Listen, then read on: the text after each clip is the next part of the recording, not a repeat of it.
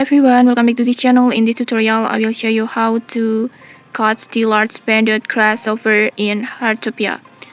To catch this grasshopper, you need to go to the suburbs, and it only spawns from the 12 p.m. until 6 a.m. and then it only spawns at the sunny and rainbow. So just go to the suburbs area over here.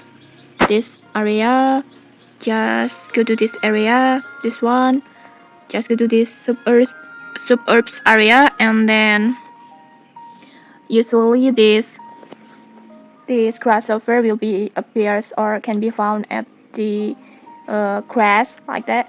And to make it more easier, when you catch this grasshopper, you can use the insect attractor or sense booster. And okay, that's it. If you found this helpful, don't forget to like, comment, and subscribe for more tutorials. Thanks for watching, and see you.